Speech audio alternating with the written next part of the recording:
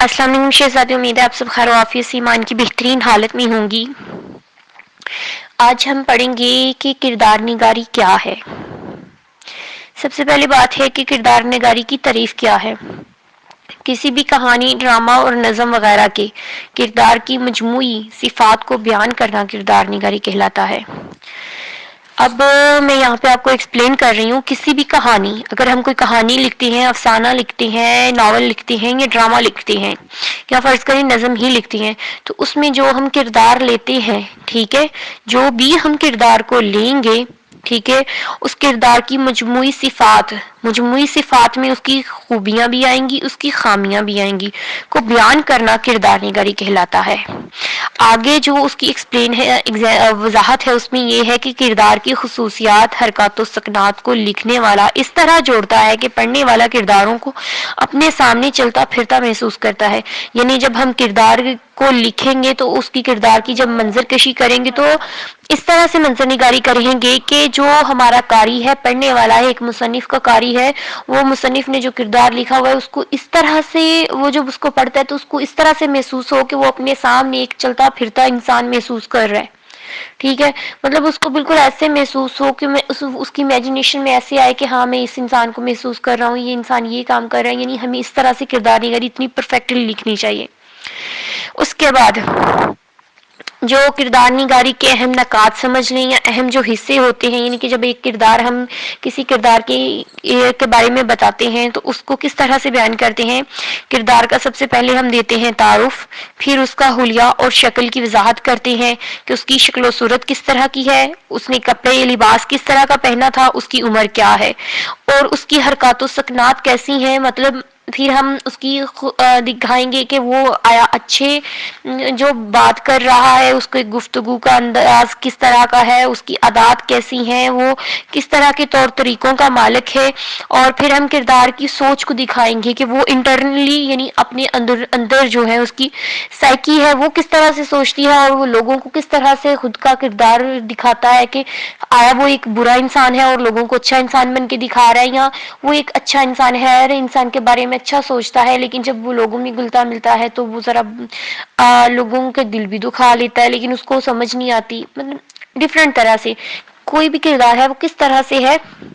اس کی کردار کی ہمیں وہ کس چیز کے بارے میں سوچتا ہے، کس کے بارے میں خیال کرتا ہے، کیا بات کرتا ہے، کس طرح سے رہتا ہے، لوگوں کے ساتھ کس طرح سے ڈیل کرتا ہے، اپنے ساتھ کس طرح سے ہے، یہ تمام چیزیں کردار کی جو ہے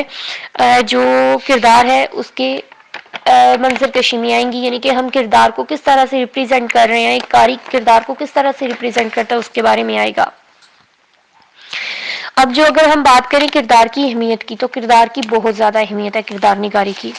کیوں؟ اگر ہم ایک ڈرامہ لکھتے ہیں اور اس میں اگر ہمارے پاس کریکٹر ہی نہیں ہے، ایک ناول لکھ رہے ہیں، ایک افسانہ لکھ رہے ہیں، اس میں ہمارے پاس کریکٹر ہی نہیں ہے تو کوئی یہ نہیں سمجھ سکتا کہ وہ جو افسانہ ہم لوگوں نے لکھا ہے وہ کس کریکٹر کے بارے میں ہے۔ اور اگر فرض کریں کریکٹر تو ہمارے پاس ہے، ٹھیک ہے، لیکن اس کریکٹر کی خصوصیات نہیں ہیں، وہ کریکٹر کس طرح سے سوچ رہا ہے، کس طرح سے کام کر رہا ہے، کس طرح سے لوگوں کے ساتھ گھل مل رہا ہے، اس کے ڈریسنگ سینس کیا ہے، ہمیں ان چیزوں کا نہیں پتا، تو ہمیں کس طرح سے پتا چلے گا کہ آیا وہ انسان ایک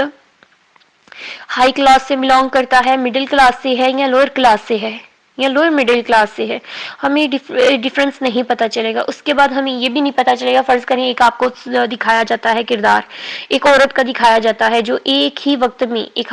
بیوی بھی ہے، ایک ماں بھی ہے، ایک ساس بھی،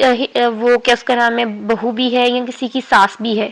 ٹھیک ہے، یا ایک ایسی عورت دکھائی جاتی ہے جو گھر کو بھی سنبھال کے چل رہی ہے اور جو باہر ہے آفس ورک بھی کر رہی ہے، تو ان کے دونوں عورتوں کے کردار میں بڑا فرق ہوگا۔ ایک ہاؤس وائف ہے، وہ ہاؤس وائف کی طرح ہی سوچے گی، اسی طرح کی حرکات کرے گی، اسی طرح کی اس کی ڈریسنگ سینس ہوگی، لیکن جو ایک عورت ہے ہاؤس وائف نہیں ہے بلکہ کسی آفس میں کام کر رہی ہے تو اس کی ڈریسنگ سینس، اس کی باتیں، اس کی عادات وہ اور طرح کی ہوگی، تو وہ کیا ہے، وہ کردار نگاری ہے اس عورت کی۔ اب آگے ہم بات کرتے ہیں کہ کردار نگاری کس طرح سے ہم کر سکتے ہیں، ٹھیک ہے، تو کردار نگاری دو طریقے سے ہوتی ہے۔ ایک کردار نگاری ہوتی ہے ہمارے افسانوی کرداروں کی، ٹھیک ہے، افسانوی کردار میں کون کون سے کردار آتے ہیں؟ جو کہانی میں ایک مصنف کردار اپنے سے بنا کے پیش کرتا ہے وہ افسانوی کردار ہوتے ہیں. جیسے افسانہ میں اگر کوئی کردار ہم لے رہے ہیں وہ بھی افسانوی کردار ہے. کوئی اگر ہم ڈرامہ یا ناول لکھ رہے ہیں اس میں بھی افسانوی کردار استعمال کیے جاتے ہیں. لیکن جب ہم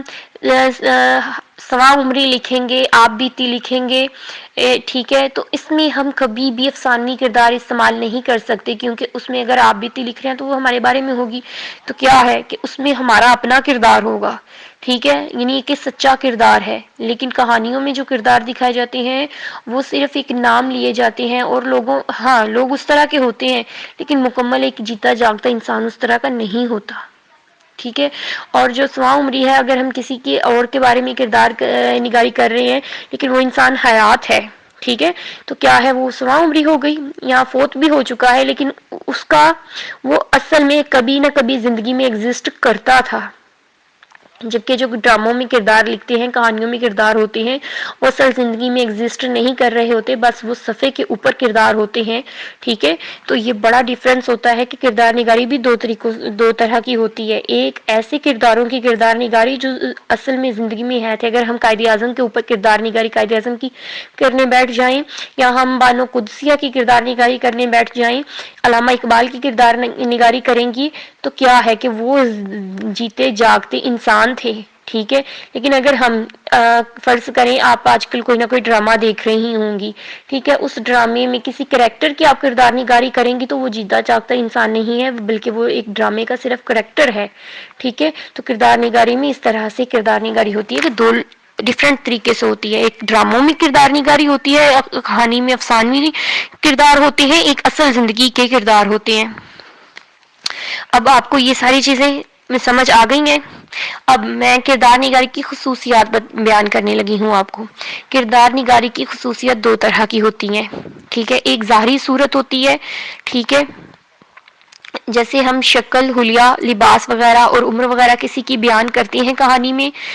ٹھیک ہے، تو وہ ہے اس کی ظاہری خصوصیات. یا ہم ویسے بھی اگر ہم قائد اعظم کو لے لیں، ان کی ہم شکل و صورت، ان کا حلیہ، ان کا لباس، ان کی عمر اور انہوں نے جو کام کیے،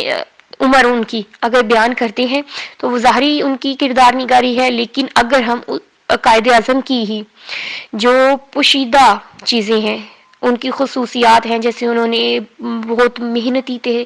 اور بہت باہمت انسان تھے، پورے ملک کے لیے وہ ایک کھڑے ہوئے، اتنے جرت مند تھے، تو وہ جو ان کی یہ صلاحیتیں ہیں، یہ خوبیاں ہیں، تو یہ ساری کی ساری ان کی جو کردار نگاری ہے وہ ہم لوگ کر رہے ہیں. وہ چھپی ہوئی کردار نگاری ہے، لیکن ان کی وہ خصوصیات ان کی کردار نگاری میں شامل ہیں. اب میں یہاں پہ آپ کو اگزامپل دے رہی ہوں. پہلے میں بتاتی ہوں جس میں کردار کی خصوصیات متن یا کہانی میں پوشیدہ ہوں. اگر فرض کریں ہم ایک افسانہ لے رہے ہیں یا ڈرامہ یا کہانی لے رہے ہیں، تو اس میں اگر کسی کردار کی خصوصیات ہیں وہ متن یا کہانی میں پوشیدہ ہیں، تو پھر کیا ہے، وہ ظاہری کردار نگاری نہیں ہے بلکہ وہ چھپی ہوئی کردار نگاری ہے. اب جیسے میں آپ کو اگزامپل دیتی ہوں کہ ارم وقت پر اسکول جاتی ہے، ارم روزانہ نہاتی ہے اور اپنے دانت صاف کرتی ہے. اس مثال میں اگر میں آپ کو دکھاؤں تو دو خصوصیات ہیں. ایک ہے کہ ارم وقت پر اسکول جاتی ہے، ہمیں انہوں نے صاف بتا دیا کہ ارم جو ہے وقت کی پابندی کرتی ہے. دوسرا ہے کہ ارم جو ہے روزانہ دانت صاف کرتی ہے، نہاتی ہے، اچھے کپڑے پہنتی ہے، صاف یونیفارم پہنتی ہے. تو وہ کیا ہے کہ اس کی صفائی پسند ہونا، اس لڑکی کی یہ خصوصیات ہے اس کے کردار کی کہ وہ صفائی پسند لڑکی ہے. اور اب میں آپ کو اگزامپل دے رہی ہوں ادب کی. جو ہے ادب میں لوگوں نے جو افسانے لکھے ہیں، ادیبوں نے افسانے لکھے ہیں، اس میں بہت بہترین کردار نگاری اپنے کچھ کرداروں کی ہے. اگر آپ پڑھیں گی ان کو، میں یہی سجیسٹ کروں گی کہ آپ ان کرداروں کو پڑھیں، ان کی کردار نگاری کو پڑھیں، افسانے نکالیں، کردار نگاری کو پڑھیں، تو آپ کو پتہ چلے گا کہ کس طرح سے ایک جو مصنف ہے وہ کردار نگاری کر سکتا ہے. تو میں ادب کی دنیا کے کچھ نہ مشہور افسانوی جو کردار ہیں ان کا یہاں پہ ذکر کر رہی ہوں. چچا چھکن کا کردار ہے ایک، ٹھیک ہے، ایک مرزا نقطہ کا کردار ہے، انارکلی کا کردار ہے، سندباد جہازی ہے، یہ بھی ایک کردار نگاری ہے، بہت بہترین ہے. یہ مکمل ایک سمجھ لیں افسانے ہے یا افسانوں کی کتاب ہے جس میں اس سندباد کا ذکر کیا گیا ہے اور اس کی خصوصیات، اور جگہ جگہ پہ وہ ایک جہازی تھا. جہازی مطلب میں جو ہوتے ہیں بوٹ وغیرہ چلاتے ہیں، شپس چلاتے ہیں، وہ تھا، ٹھیک ہے، اور وہ بہت جنگجو تھا، اور کس طرح سے تھا، اس کی خصوصیات بیان کی گئی ہیں، اس کا لباس کس طرح سے تھا، یہ سارا کچھ بیان کیا گیا. اور ایک ہم لوگوں نے پڑھی تھی، آپ نے بھی پڑھی ہوگی، ہم نے بھی اپنی کلاس میں پڑھی ہوگی، 6-7 کلاس کی ایک اسٹوری ہے چغل خور،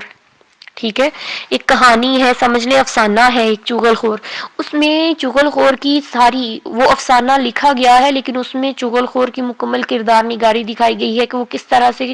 وہ کھانا کھائے تو بغیر رہ سکتا ہے، لیکن چغلی کیے بنا نہیں رہ سکتا، اور وہ کتنی بڑی بڑی چغلی کرتا ہے اس کے بارے میں، ٹھیک ہے. اور بے شک چغل خور ہونا اس کی برائی تھی، لیکن اس کو جس طرح سے ایک رائٹر نے اس کی کردار نگاری چغل خور کی ہے، وہ بہت بہترین اور عمدہ مثال ہے، اور ہم سب نے یہ پڑھی ہوگی.